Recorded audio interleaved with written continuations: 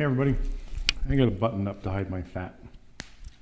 So I was going through some, I had a message sent in LinkedIn, I believe it was, and I didn't even know they had a job site on there.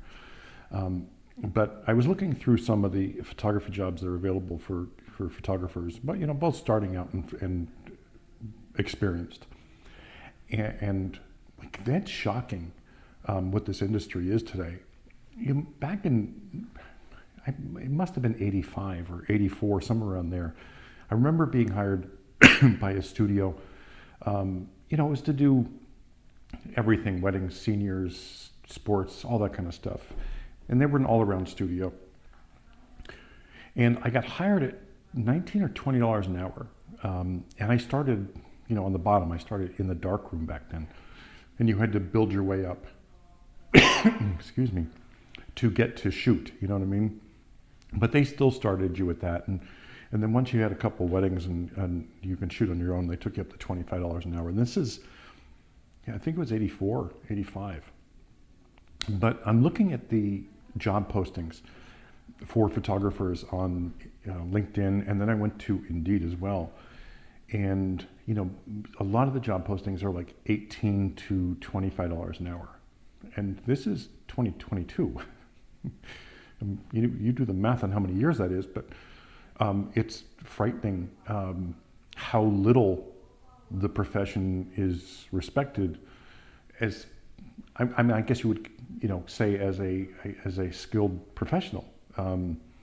Now, as you go through these jobs, there's some that say, must have on equipment, and they give you a list of duties and everything else, and then they're like, and we'll pay you $20 an hour for this, or $18 an hour for this. And I'm just dumbfounded on how poorly photographers get paid.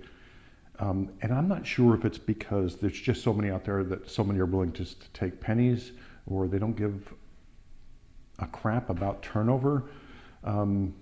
It just doesn't make sense to me. And then I went into the wedding side of this because I figured I'll check on that too.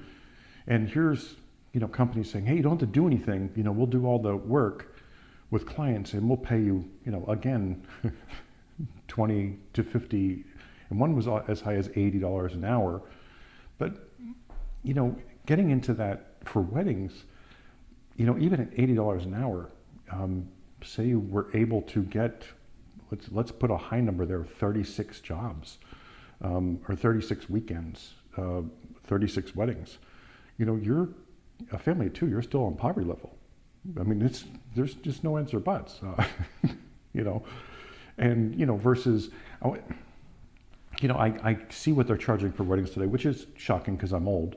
But, someone just told me they paid $8,000 for their wedding and hate all their photos. Anyway, but, there was somebody here that charges $5,000 to $10,000 for a wedding. And I think this person's been shooting for maybe 3 or 4 years. And, if they're stuck in a situation where they have to use flash, they're pretty screwed. So, and they have no backup. They absolutely have no backup cameras. But they still charge this rate. I'm really on here to say I'm really, really sorry for young photographers getting into this industry and wanting to get a job and work and do what they love. And starting your own business today, that's the other side of it. Well, if you're not going to work for somebody because they pay too little, you have to start your own business.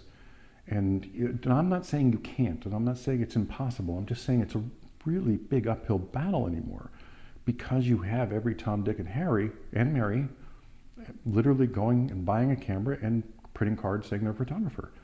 And when they start out, they'll work for anything or nothing. And you're competing with that. So, I know there's a lot saying, hey, if you're good, they'll hire you. Absolutely. But there's just as many that if you're good and expensive, they'll hire the cheap one. It's just that simple. Me, I charge nowhere near that much for a wedding, and I don't pursue it because I'm old. I'm pretty much slowing quite a bit down on that. But for me, if I charge X amount for a wedding and they're charging triple the amount, if they have better marketing than me on Instagram and Facebook, they're going to get the job no matter what I charge and no matter what my photos look like. So there's that too. That's the flip side of the coin. Anyway, so I'm just putting a rant out there on the poverty level of photographers. I mean, literally, if you want to go work for a company and do photography, a good majority of them are paying poverty. And I would say 90% of them are paying under the median income of $50,000 or $54,000. There's not many paying even close to that. So, and the other part of that was, as I'm reading the qualifications and what you had to do, a lot of them want a degree, and they're going to pay you $20,000 a year. And there's this one company that said, hey, I think they were doing auto parts, and the ad read that you have to take the third-party auto parts out of the box, connect them to the vehicle, like actually install them on the vehicle, take the photos, uninstall them, put them back in the box. You must be able to lift 50 pounds. We need, I think it was like 18 to 20 items shot per day. And this was again for $35,000 a year. I'm sorry, but what? Anyway, okay, I'm done with my rant. Keep your eyes open for good jobs if you are looking for one. Otherwise, second shoot for other photographers, if it's just a part-time thing for you, and keep plugging along. But, and if you're starting out, don't get a studio. Don't rent and have this overhead. Rent a studio as you need it. Collab with another photographer that has a studio and say, hey, can I rent your studio once in a while? 90% of the time they're going to say yes, because they have down times. So, that's a good way to start as well. Anyway, thanks. Sorry about the rant. It just really makes me angry for what young photographers and just starting photographers, whether you're young or old, have to deal with today.